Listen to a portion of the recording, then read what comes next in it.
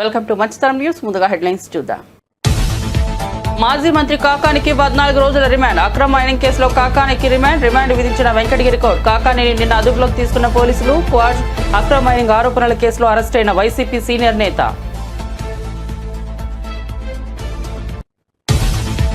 వంశీ చనిపోతే కూటమి ప్రభుత్వం కూలిపోతుందన్న పేర్ని నానిపై కందుల దుర్గేష్ ఫైర్. మనుషుల మరణాలతో రాజకీయ ప్రయోజనాలు ఆశించడం దారుణమన్న దుర్గేష్. పేర్ని నాని మాటలు అవివేకంగా ఉన్నాయని విమర్శ. పవన్ సినిమా విడుదల సమయానికే కొందరు వివాదాలు సృష్టిస్తున్నారని మండిపాటు. వల్లభనేని వంశీ హెల్త్ బులెటిన్ విడుదల చేసిన డాక్టర్లు. గుంటూరు జీజీహెచ్లో వంశీకి వైద్య పరీక్షలు. వంశీకి ఫిట్, నిద్రలో శ్వాస ఆగిపోయే సమస్య ఉన్నట్లు నిర్ధారణ. స్లీప్ టెస్ట్ కోసం మరో ఆసుపత్రికి రిఫర్ చేశామన్న జీజీహెచ్ సూపరింటెండెంట్.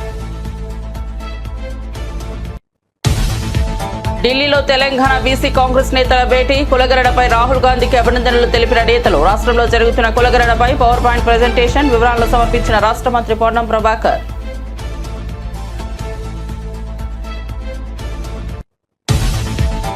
కవిత ఎపిసోడ్ పై ఈటెల సంచలన వ్యాఖ్యలు. కేసీఆర్ దృష్టిలో నెగిటివ్ గా పడితే ఇక అంతే. ఎవరైనా టార్గెట్ చేస్తే వారు ఎవరైనా సరే ఎక్కడున్నా సరే వదలరని వెల్లడి. ఎదురు చెప్పే వారిని తన సమీపంలోకి రానియడని వివరణ. 20 ఏళ్లు దగ్గర నుంచి చూసా. కేసీఆర్ స్వభావం తనకు తెలుసన్న ఈటెల. కళ్యాణ్ సినిమాలు ఆపే దమ్ము ధైర్యం ఎవరికీ లేవన్న దిల్ రాజు. జూన్ 1 నుంచి థియేటర్ల మూసివత్తా అంటూ ప్రచారం. పవన్ కళ్యాణ్ సినిమాను అడ్డుకోవడానికి అంటూ ప్రచారం. భగ్గుమన్న పవన్ కళ్యాణ్. కందుల దుర్గేష్ నేడు ప్రెస్ మీట్ పెట్టి వివరణ ఇచ్చిన దిల్ రాజు. ఇక వార్త వివరాల్లోకి వెళ్తే, నెల్లూరు జిల్లా పరిధిలోని పొదలకూరు పోలీస్ స్టేషన్లో కాకాని గోవర్ధన్ రెడ్డిపై పలు తీవ్రమైన అభియోగాలు నమోదయ్యాయి. క్వాడ్స్ ఖనిజాన్ని అక్రమంగా త్రవ్వడం, దాన్ని అక్రమంగా రవాణా చేయడం, నిబంధనలకు వ్యతిరేకంగా పేలుడు పదార్థాలు ఉపయోగించడం వంటి ఆరోపణలు ఉన్నాయి. అంతేకాకుండా ఈ అక్రమ మైనింగ్ అడ్డుకోవడానికి ప్రయత్నించిన స్థానిక గిరిజనులను బెదిరించారన్న ఆరోపణలు కూడా ఆయనపై ఉన్నాయి. ఈ కేసులో కాకాని A4గా పోలీసులు పేర్కొన్నారు. కోర్టు రిమాండ్ విధించడంలో ఆయన్ను జైలుకు తరలించే ఏర్పాట్లు చేస్తున్నారు. కాకాని గోవర్ధన్ రెడ్డిని బెంగళూరులో ఆంధ్రప్రదేశ్ పోలీసులు అదుపులోకి తీసుకున్న విషయం తెలిసిందే.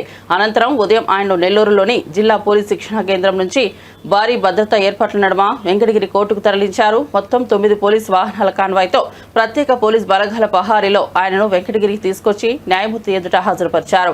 వాదనలు విన్న న్యాయమూర్తి కాకానికి జ్యుడిషియల్ రిమాండ్ విధిస్తూ ఆదేశాలు ఇచ్చారు. జూన్ 1వ తేదీ నుంచి తెలుగు రాష్ట్రాల్లో థియేటర్లు మూసివేయాలని ఎగ్జిబిటర్లు నిర్ణయించారంటూ ఇటీవల వార్తలు రావడం, దీనిపై AP deputy CM Pawan Kalyan తీవ్ర ఆగ్రహం వ్యక్తం చేయడం, ఏపీ సినిమాటోగ్రఫీ శాఖ మంత్రి కందుల దుర్గేష్ ఈ అంశంపై ప్రత్యేకంగా దృష్టి సారించడం తెలిసిందే. పవన్ కళ్యాణ్ వ్యాఖ్యలపై ప్రముఖ నిర్మాత అల్లు అరవింద్ మీడియా ముందుకు వచ్చి తన స్పందన తెలియజేశారు. నేడు మరో ప్రముఖ నిర్మాత దిల్ రాజు మీడియా సమావేశం నిర్వహించి ఈ వ్యవహారంపై తన అభిప్రాయాలను పంచుకున్నారు. జూన్ 1 నుంచి థియేటర్ల మూసివేత అనేది దుష్ప్రచారం మాత్రమేనని స్పష్టం చేశారు. పవన్ కళ్యాణ్ గారి సినిమాలు ఆపే దమ్ము ధైర్యం ఎవరికీ లేవని అన్నారు. ఎగ్జిబిటర్లకు సంబంధించిన వ్యవహారం పక్కదారి పట్టి పవన్ కళ్యాణ్ సినిమాను టార్గెట్ చేస్తున్నారు అనే కోణంలో తప్పుడు ప్రచారం జరిగిందని దిల్ రాజు వివరించారు. ఇందులో తన పేరు ప్రత్యక్షంగా ఎక్కడా వినిపించకపోయినా పరోక్షంగా తన గురించి చర్చించుకుంటున్నారని అందరూ అనుకుంటున్నారని తెలిపారు. మొదలైందంటే April 19 east Godavari distributors exhibitors అక్కడ ఒక మీటింగ్ చేసుకున్నారు. అప్పుడు ఆ మీటింగ్లో ఎగ్జిబిటర్స్ కోరుకోవడం జరిగింది. వాళ్ళకున్న ప్రాబ్లం చెప్తూ, సో ఇట్లా థియేటర్లు వర్కౌట్ అవ్వట్లేదు కాబట్టి మాకు పర్సంటేజ్ విధానం ఉంటే బాగుంటుంది అని. సో పోతే అందరికీ ఎన్నిసార్లు ఉన్నా నేను ఒకటే చెప్పేది, ఈరోజు ప్రతి సినిమా సంవత్సరంలో 150 సినిమాలు రిలీజ్ అవుతే 90 సినిమాలు అందరూ పర్సంటేజ్ విధానంలోనే ఆడుతున్నారు. కొన్ని సినిమాలే రెంట్ ఆర్ పర్సంటేజ్ అనే విధానంలో ఆడుతున్నారు. సో ఈ రెంట్ ఆర్ పర్సంటేజ్ విధానంలో ఆడుతున్న దగ్గరే ఎగ్జిబిటర్స్కి కొన్ని ఇబ్బందులు ఉన్నాయి. కాబట్టి వాళ్ళు అలా ఈస్ట్ గోదావరిలో ఏప్రిల్ 19న డిస్ట్రిబ్యూటర్స్ ఎగ్జిబిటర్స్ మీటింగ్లో వాళ్ళు కోరుకోవడం జరిగింది. సో దానికి కొందరు అక్కడ డిస్ట్రిబ్యూటర్స్ యాక్సెప్ట్ చేయలేదు. అది మాకు హైదరాబాద్కి ఇలా నిర్మాతలకి అది కమ్యూనికేట్ అవుతే ఏప్రిల్ 26 గిల్డ్ మీటింగ్ జరిగింది. గిల్డ్ మీటింగ్లో మాకు హిట్ 3 గురించి బాంబేలో రిలీజ్ ఇష్యూ ఒకటి ఉండే. సెకండ్, ఈస్ట్ గోదావరిలో ఇలా పర్సంటేజ్ విధానం కావాలని వాళ్ళు నిర్ణయం తీసుకొని ఇండైరెక్ట్గా జూన్ 1 నుంచి వాళ్ళది వర్కౌట్ అవ్వకుంటే థియేటర్లు ఇలా ఆపుతాము అని కమ్యూనికేట్ చేయడం జరిగింది. ఇది ఎవ్రీథింగ్ ఆ ఎగ్జిబిటర్స్ డిస్ట్రిబ్యూటర్స్ మధ్యలో ఈస్ట్ గోదావరిలో జరిగిన సంఘటన.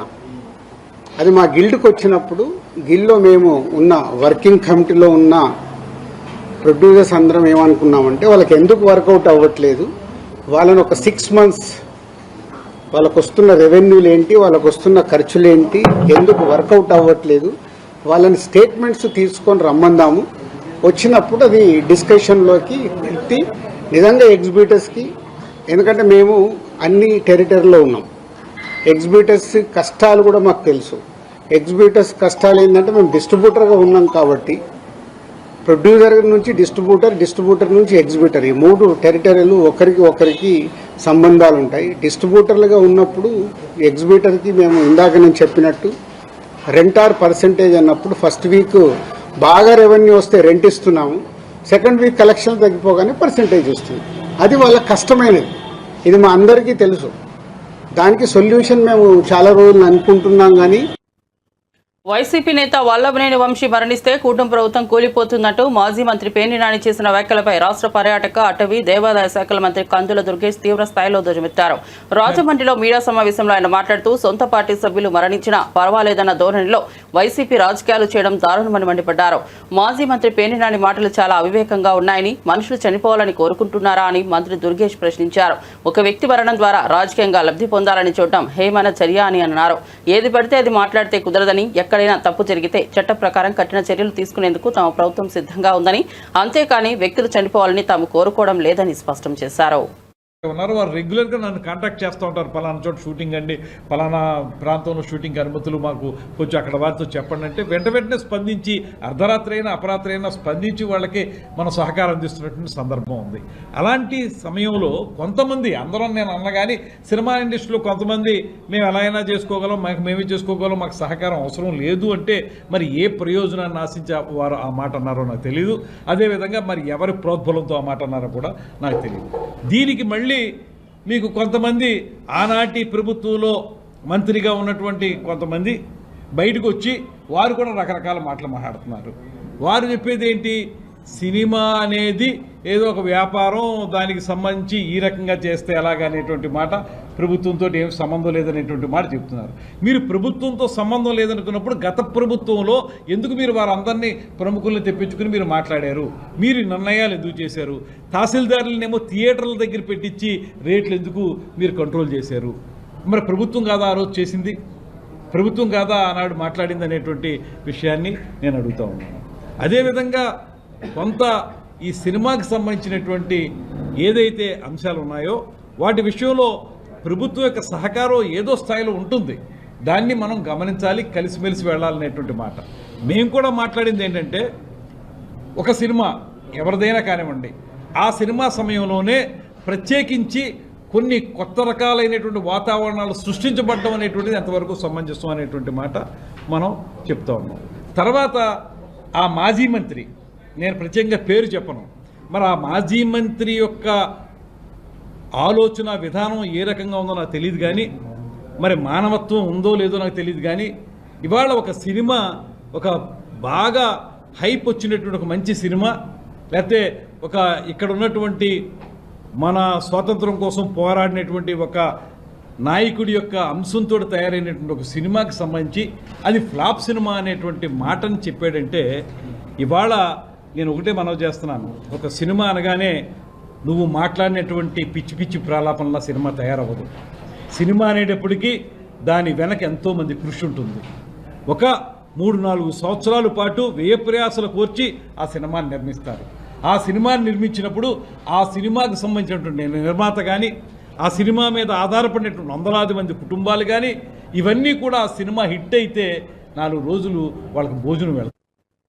నకిలీ ఇళ్ల పట్టాల కేసుకు సంబంధించి పోలీసుల అదుపులో ఉన్న గన్నవరం మాజీ శాసనసభ్యులు వైసీపీ నేత వల్లభనేని వంశీ ఆరోగ్యం మరోమారు క్షీణించింది.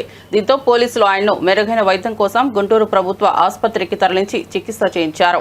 జీజీహెచ్లోని న్యూరాలజీ విభాగం వైద్యులు వంశీకి పలు వైద్య పరీక్షలు నిర్వహించారు. ఈ పరీక్షల్లో వంశీ శ్వాస తీసుకోవడంలో ఇబ్బంది పడుతున్నట్లు వైద్యులు గుర్తించారు.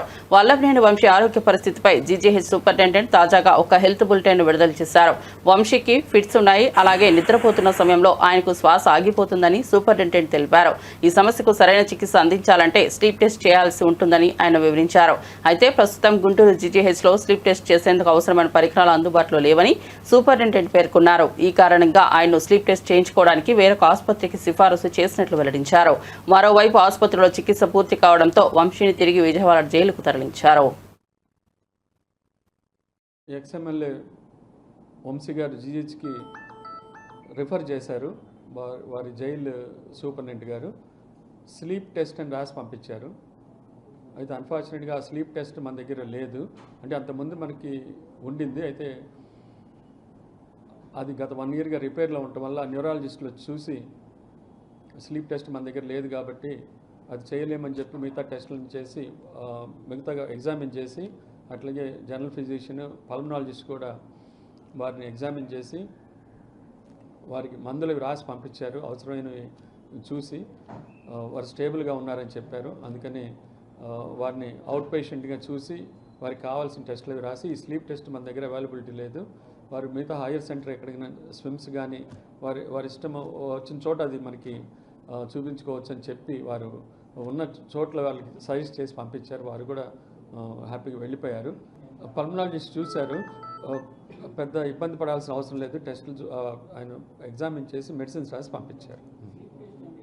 స్లీప్ లెస్ ప్లతిస్మోగ్రఫీ అని అంటే ఏంటంటే వారికి ఇంతకుముందు ఎపిలెప్సీ అంటే ఫిట్స్ కూడా ఉన్నాయట. ఒబేసిటీ వల్ల కానీ మనం నిద్రపోయేటప్పుడు సడన్గా శ్వాస చాలా వరకు ఆగిపోతుంది తెలియకుండానే. దాన్ని అబ్స్ట్రక్టివ్ స్లీప్ యాప్నియా అంటాం. అది మనము ఈ ప్లతిస్మోగ్రఫీ స్లీప్ టెస్ట్ అనే ద్వారా తెలుసుకుంటే దాన్ని బట్టి వాళ్ళకి బీప్యాప్ అనే మెషిన్ ఇంటి దగ్గర పెట్టుకొని నైట్ టైం ఇలా దబాల శ్వాస ఆగిపోకుండా బ్రెయిన్కి ఆక్సిజన్ అందకుండా పోయి ప్రమాదంలో పడకుండా ఆ టెస్ట్ చేస్తారు. అది బీప్యాప్ పెట్టాలా లేదా, వారికి ఎలాంటి ఆక్సిజన్ అందించాలి ఇంట్లో, ఇలాంటివి కొన్ని దానివల్ల తెలుస్తాయి. ఎక్స్ఎమ్మెల్యే వంశీ గారు జీహెచ్కి తెలంగాణ రాష్ట్ర కాంగ్రెస్ పార్టీకి చెందిన బీసీ నాయకులు దేశ రాజధాని ఢిల్లీలో సమావేశమయ్యారు. కులగణన అంశంపై కాంగ్రెస్ అగ్రనేత రాహుల్ గాంధీ తీసుకున్న చొరవను అభినందిస్తూ ఆయనకు కృతజ్ఞతలు తెలియజేసేందుకు ఈ కార్యక్రమాన్ని ఏర్పాటు చేశారు. ఈ సమావేశంలో భాగంగా తెలంగాణ రాష్ట్ర ప్రభుత్వం చేపట్టిన కులగణన కార్యక్రమం యొక్క పురోగతిని, సంబంధిత వివరాలను రాష్ట్ర మంత్రి Ponnam Prabhakar power point presentation ద్వారా వివరంగా తెలియజేశారు. రాష్ట్రంలో కులగణన పగడ్బందీగా నిర్వహించేందుకు తీసుకుంటున్న చర్యలను వెల్లడించారు. ఢిల్లీలో జరిగిన ఈ కీలక సమావేశానికి తెలంగాణ కాంగ్రెస్ పార్టీకి చెందిన పలువురు బీసీ సామాజిక నేతలు హాజరై కులగణన ఆవశ్యకతపైన, దాని ద్వారా బీసీలకు చేకూరే ప్రయోజనాలపైన తమ అభిప్రాయాలను పంచుకున్నారు. ఈరోజు కేంద్ర ప్రభుత్వం కూడా అదే దారిలో దేశవ్యాప్తంగా కుల సర్వే చేయాలని నిర్ణయించడం జరిగింది. దానికి అనుబంధంగా దేశవ్యాప్తంగా ఉన్నటువంటి బలహీన వర్గాలకు సంబంధించిన కాంగ్రెస్ పార్టీ నాయకులను ఈరోజు ఇక్కడికి పిలిచి భవిష్యత్ కార్యాచరణ అన్ని రకాల ప్రభుత్వాలు రాష్ట్రాల్లో చేయడము, దేశంలో కూడా చేస్తూ బలహీన వర్గాలకు సంబంధించినటువంటి న్యాయం జరగాలి, జితన ఆబాది ఉతన ఇచ్చేదారి అనేటువంటి రాహుల్ గాంధీ గారి భారత్ జోడో యాత్ర నినాదం త్వరలో అమలు కాబోతూ ఉన్నది. సంతోషం. తెలంగాణ రాష్ట్ర బలహీన వర్గాల శాఖ మంత్రిగా ఈ కుల సర్వే జరిగే సందర్భంలో శాసనసభలో బిల్లు పెట్టే సందర్భంగా గౌరవ ముఖ్యమంత్రి గారు, ఉప ముఖ్యమంత్రి గారు, సబ్ కమిటీ చైర్మన్ గారు, గౌరవ సహచర మంత్రులు, పిసిసి అధ్యక్షులు అందరూ కూడా యావత్ తెలంగాణ ప్రజలు అన్ని ప్రతిపక్షాలు కూడా సహకరించినాయి. కొంతమంది వ్యక్తిగతంగా సహకరించకపోయినా ఈరోజు ఈ గొప్ప కార్యక్రమం తెలంగాణ దేశానికి ఆదర్శవంతం. ఇది ఎవరికి వ్యతిరేకం కాదు. బలహీన వర్గాలు వెనుకబడి ఏదైతే వాళ్ళకి అవకాశం దొరకలేదో ఆ అవకాశం ఈ తద్వారా ఈ యొక్క మార్పులు చేర్పుల ద్వారా భవిష్యత్తులో వారు కూడా ఈ ప్రజాస్వామిక వేదికలో భాగస్వాములు అవుతారని ఆకాంక్షలు తెలియజేస్తాను. తప్పకుండా ఇది role model for Telangana to entire country.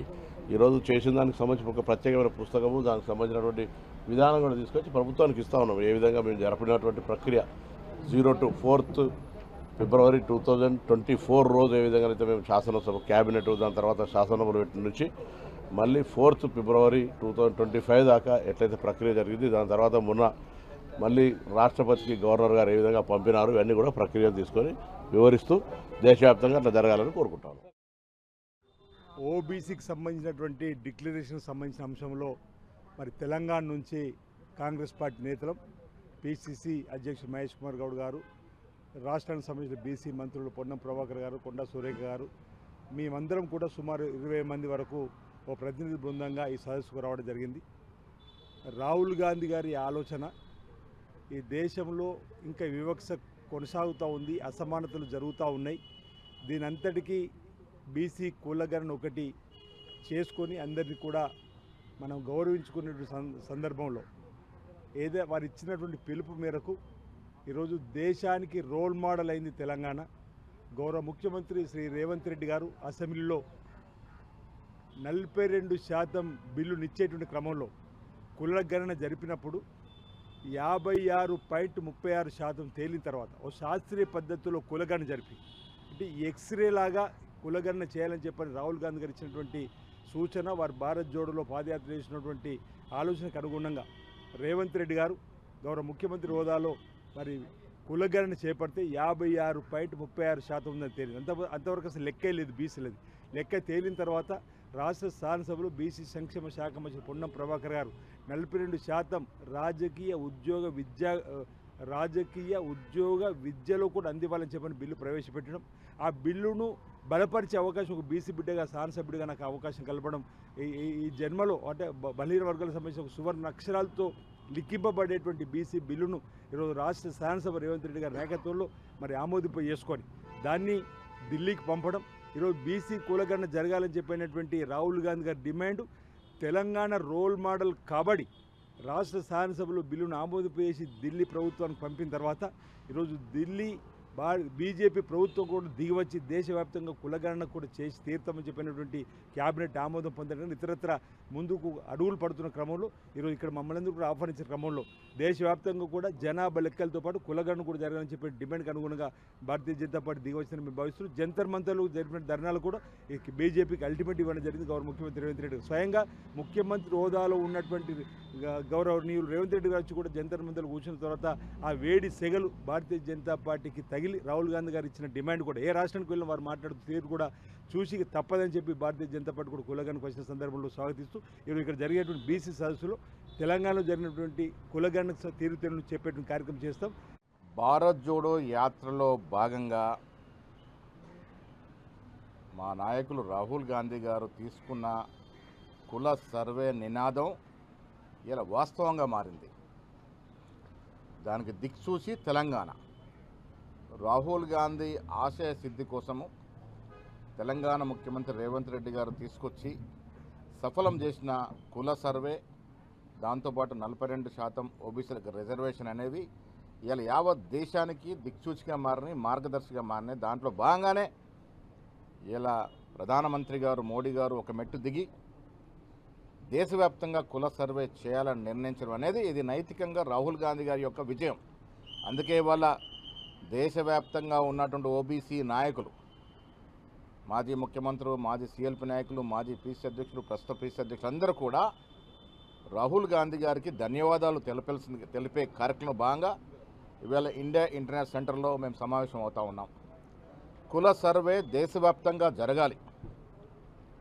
Modi గారు ఇది ప్రకటించడమే కాదు, తక్షణమే ఆచరణలోకి తీసుకురావాలి. కుల సర్వే దేశవ్యాప్తంగా తెలంగాణ మోడల్గా జరగాలి. తెలంగాణలో ఏ రకంగా అయితే కుల సర్వే జరిపి దేశానికి ఒక దిక్సూచిగా మారినామో అదే తెలంగాణ మోడల్ని అనుకరించి యావత్ దేశవ్యాప్తంగా మోడీ గారు కుల సర్వే చేయాల్సిందిగా డిమాండ్ చేయడానికి ఇది ఒక సమావేశం. ముఖ్యంగా మా నాయకులు రాహుల్ గాంధీ గారికి కృతజ్ఞతా భావంతో ధన్యవాదాలు చేరడానికి ఈ సమావేశం ఏర్పాటు చేశాం. ఇలాంటి సమావేశాలు భవిష్యత్తులో ప్రతి రాష్ట్రంలోనూ జరుగుతాయి. రాజన్న సిరిసిల్ల జిల్లా కేంద్రంలో ఉద్రిక్త పరిస్థితులు నెలకొన్నాయి. ఎమ్మెల్యే కేటీఆర్ క్యాంపు కార్యాలయం వద్ద కాంగ్రెస్ బీఆర్ఎస్ శ్రేణుల మధ్య ఘర్షణ చోటు చేసుకుంది. ముఖ్యమంత్రి రేవంత్ రెడ్డి చిత్రపటాన్ని కార్యాలయంలో ఏర్పాటు చేసేందుకు కాంగ్రెస్ పార్టీ నాయకులు ప్రయత్నించడంతో ఈ వాదం తలెత్తింది.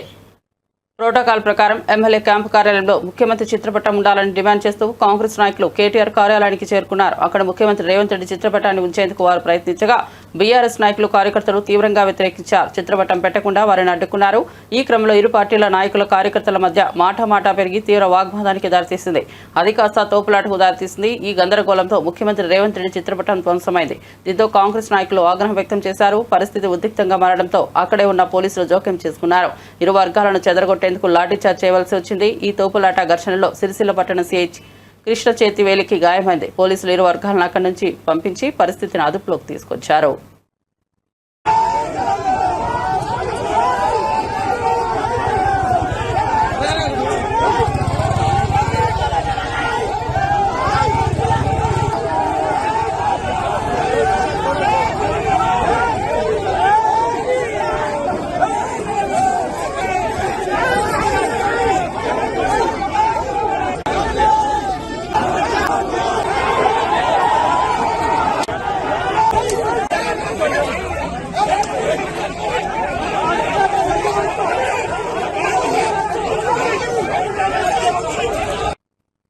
కేసీఆర్ తనను తాను ఓ చక్రవర్తిలా రాజులా భావిస్తుంటాడు. ఒక్కసారి ఎవరిపైన అయినా నెగిటివ్ అభిప్రాయం పడితే ఇక అంతే, అది ఎన్నటికీ మారదు. కేసీఆర్తో కవిత బంధం ఇక అతికే అవకాశమే లేదని బీజేపీ నేత ఈటెల రాజేందర్ సంచలన వ్యాఖ్యలు చేశారు. ఓ మీడియా సంస్థకు ఇచ్చిన ఇంటర్వ్యూలో ఈటెల ఈ వ్యాఖ్యలు చేశారు. కేటీఆర్ కవితల బంధం ఇక ముగిసినట్లేనని ఆయన పరోక్షంగా తేల్చి చెప్పారు. కేసీఆర్ కు ఎదురు చెప్పేవారు ఆ తర్వాత ఆయన దరిదాపుల్లో కూడా వెళ్లలేరని వివరించారు. తెలంగాణ ఉద్యమ కాలం నుంచి దాదాపు 20 సంవత్సరాలుగా కేసీఆర్ వెన్నంటే ఉన్నానని, ఆయన్ను చాలా దగ్గర నుంచి చూసిన వ్యక్తిగా తాను ఈ మాటలు చెబుతున్నానని ఈటెల పేర్కొన్నారు. ఎండలతో అల్లాడుతున్న ఆంధ్రప్రదేశ్ ప్రజలకు చల్లని కబరు. నైరుతి రుతుపవనాలు రాష్ట్రంలోకి ప్రవేశించడానికి రంగం సిద్ధమైంది. భారత వాతావరణ విభాగం అంచనాల ప్రకారం మరికొన్ని గంటల్లోనే నైరుతి రుతుపవనాలు రాయలసీమను తాకనున్నాయి. ఇది సాధారణ రాక కంటే వారం రోజుల ముందే కావడం గమనార్హం. ఈ పరిణామంతో రాష్ట్రంలో రానున్న 3 రోజుల పాటు విస్తారంగా వర్షాలు కురిసే అవకాశం ఉందని వాతావరణ శాఖ వెల్లడించింది. కేరళలో ప్రవేశించిన నైరుతి రుతుపవనాలు ఇప్పటికే గోవా, కర్ణాటక, మహారాష్ట్రలోని కొన్ని ప్రాంతాలతో పాటు ఈశాన్య రాష్ట్రాలైన మిజోరాం, మణిపూర్, నాగాలాండ్లో కొన్ని భాగాలకు విస్తరించాయని ఐఎండీ అధికారులు తెలిపారు. ఈ క్రమంలోనే ఇవి రాయలసీమను పలకరించనున్నాయి. అనంతరం వారం రోజుల్లోగా ఆంధ్రప్రదేశ్ రాష్ట్రమంతా విస్తరించే అవకాశాలున్నాయని అంచనా వేస్తున్నారు. ఇప్పటికే ఉత్తర కోస్తాంధ్ర జిల్లాలో ఆవర్తనం, ద్రోణి ప్రభావంతో ఈదురుగాలులతో కూడిన వర్షాలు కురుస్తున్న విషయం తెలిసిందే. తెలంగాణ పంచాయతీ కార్యదర్శుల ఫెడరేషన్ ప్రతినిధులతో మంత్రి సీతక్క కీలక సమావేశం నిర్వహించారు. రాష్ట్ర వ్యాప్తంగా దాదాపు 10,000 మంది పంచాయతీ కార్యదర్శులకు ప్రాతినిధ్యం వహిస్తున్న ఈ సంఘం పెండింగ్ లో ఉన్న సమస్యల పరిష్కారాన్ని కోరుతూ సమావేశమైంది. వారి వేతన సవరణలు, పదోన్నతుల అంశాలపై ఫెడరేషన్ నేతలు మంత్రి దృష్టికి తీసుకొచ్చారు. పంచాయతీ వ్యవస్థ బలోపేతానికి కార్యదర్శుల పాత్ర ఎంతో కీలకమని, సమస్యల పరిష్కారానికి అవసరమైన చర్యలు తీసుకుంటామని సీతక్క హామీ ఇచ్చారు. ఈ సమావేశానికి పలువురు శాఖాధికారులు కూడా హాజరయ్యారు. అదేవిధంగా మా ఎమ్మెల్యేస్ ఇతర నాయకులందరం కూడా అటెండ్ అవ్వడం జరిగింది. ఆ రోజు మీరు కొన్ని ఇష్యూస్ కూడా అందరి ముందు చెప్పడం జరిగింది. మరి దాంట్లో ఎన్ని సమస్యలు పరిష్కారం అయితే, ఎన్ని కాదు, ఎన్ని లీగల్ గా ప్రాబ్లం ఉన్నాయి, ఇమీడియట్లీ మాకు ఎకనామికల్ గా కూడా బర్డెన్ పడేది, ఇవన్నీ చూసినప్పుడు అప్పటికప్పుడు మేము మరి హామీ ఇవ్వలేము. కాబట్టి ఖచ్చితంగా 25-26 లోపు మా సెక్రటరీ అదేవిధంగా మా కమిషనర్ గారితో కలిసి మిమ్మల్ని ఆహ్వానించి ఒక మీటింగ్ ఆర్గనైజ్ చేస్తామని చెప్పడం జరిగింది. ఇచ్చిన మాట ప్రకారం మరి ఈరోజు 26th బిజీ స్కెడ్యూల్ ఉన్నా కూడా మరి ఈరోజు యొక్క సమావేశాన్ని ఏర్పాటు చేసి మీరు ఏం ఫీల్ అవుతున్నారు, ఏం ప్రాబ్లమ్స్ ఉన్నాయి, మా నుంచి కూడా ఏం ఎక్స్పెక్ట్ చేస్తున్నారు గవర్నమెంట్ నుంచి అనేది మరి ఒకసారి కుల ముఖాముఖి డిస్కస్ చేద్దామని ఈ యొక్క మీటింగ్ చెప్పగానే మా సెక్రటరీ గారు కూడా మరి నిన్న మొన్నంతా ఢిల్లీ బిజీ స్కెడ్యూల్లో ఉండి కూడా ఈరోజు వారు కూడా రావడం జరిగింది. అదేవిధంగా సృజన గారు, కమిషనర్ గారు కూడా వారు కూడా అటెండ్ అవ్వడం జరిగింది. మీ కమిటీ తరఫున కూడా మీరందరూ వచ్చినందుకు ధన్యవాదాలు. ఏదున్నా కూడా జెన్యున్ గా అందులో ప్రాక్టికల్ గా కూడా ఆలోచించాడు. ఎందుకంటే అందరం కలిస్తేనే గ్రామ స్వరాజ్యం అనేది ఉంటుంది. మరి ఈ రోజు గ్రామాలలో సర్పంచులు లెక్క కొద్దిగా అదనపు బార్డర్ ఉంది. విఆర్ఏ వాళ్ళు కూడా లెక్క కొంత మీకు అదనపు బార్డర్ పడింది. రాబోయే కాలంలో ఇది తొందరగా విఆర్ఓలు కూడా మాక్సిమం వాళ్ళని కూడా సెలెక్ట్ చేస్తున్నట్టుంది. తర్వాత గ్రామ పంచాయతీలు కూడా అయితే అది తొందరగా కంప్లీట్ కావాలని మేము కూడా ఆలోచన చేస్తున్నాం. ఎలక్షన్స్, ఎమ్మెల్యేస్, ఇతర నాయకులందరం కూడా అటెండ్ అవ్వడం జరిగింది. ఆ రోజు మీరు కొన్ని issues one nation one election పై దేశవ్యాప్తంగా చర్చలు ముదురుతున్న తరుణంలో చెన్నైలో బీజేపీ నిర్వహిస్తున్న ప్రత్యేక సెమినార్కు ఏపీ ఉప ముఖ్యమంత్రి పవన్ కళ్యాణ్ ముఖ్య అతిథిగా హాజరవుతున్నారు. ఇప్పటికే ఎన్డీఏ భాగస్వామిగా పవన్ ఈ అభ్యంతరం లేని మద్దతును ప్రకటించారు. తమిళనాడు డీఎంకే వేదికపై తీవ్ర వ్యతిరేకత తెలిపిన సమయంలో అదే గడ్డపై పవన్ మద్దతు పలుకుతున్నట్లు అంచనా. చెన్నైలో బీజేపీ నేతలు పవన్ కు ఘనంగా స్వాగతం పలికారు. ఈ సెమినార్ ద్వారా పవన్ చేసిన వ్యాఖ్యలు దక్షిణాది రాష్ట్రాల్లో ఈ డిబేట్ ను మరింత వేడెక్కించే అవకాశం ఉందని రాజకీయ వర్గాలు భావిస్తున్నాయి.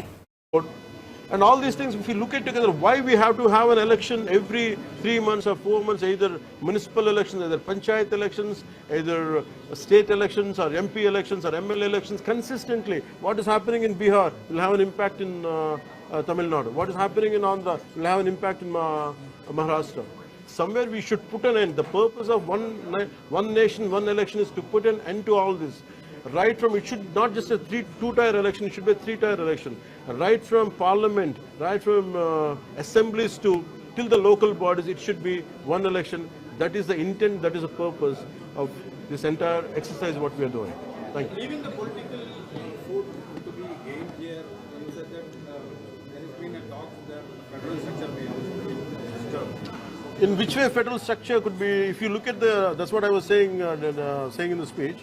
In Odisha, if you say people have decided, we are undermining the capability and intelligence of people. People are extremely smart. They know whom to vote for.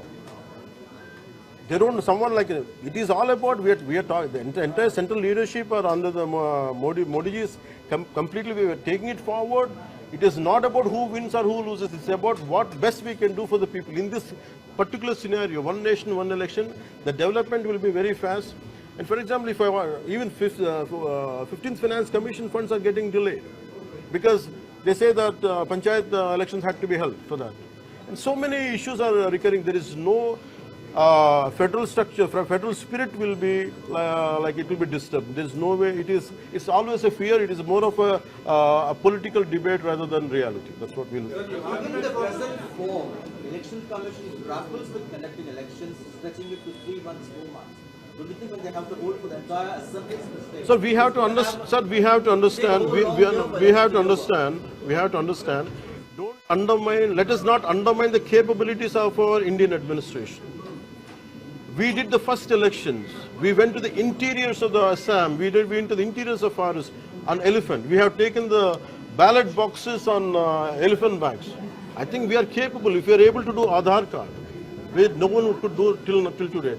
I think simultaneous elections is not an issue with the size of administrative strength we have. I think that can't hold water. But parliament elections alone could take 2 to 3 months. We will devise ways. We will find ways. It will take much longer time. Not necessarily. We will devise ways. We will find ways. Even let us say, okay, your argument say if it's say 2 months or 3 months. But when compared to, imagine recurring elections every 1 year, 2 years, which is better? This is better.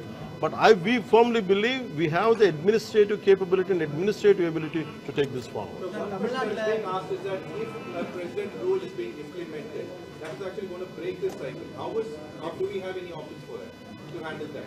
This is what I'm saying. Instead of negating it, instead of let it go forward, then whatever the hurdles are there, that's what I've been saying it continuously even before and even now. I think we can negate, we can discuss. Let us have a discussion about it without even negating it. Let us agree and we can go forward and we'll see how it can unfold, because no one is going to violate the constitution in this country. It will take, maybe we have some issues, we can sit and discuss and we can solve it. But if you don't give a dialogue, if you don't give a space for dialogue, the issue is going to crop up.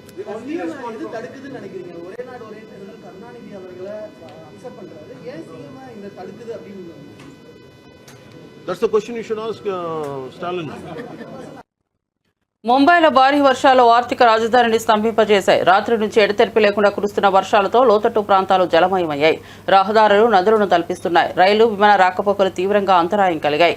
Air India సహా పలు విమాన సంస్థలు travel advisory జారీ చేశాయి.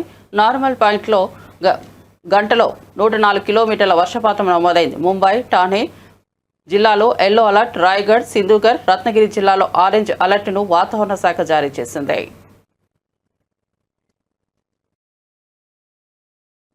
మరిన్ని updates కోసం చూస్తూనే ఉండండి మంచితనం న్యూస్.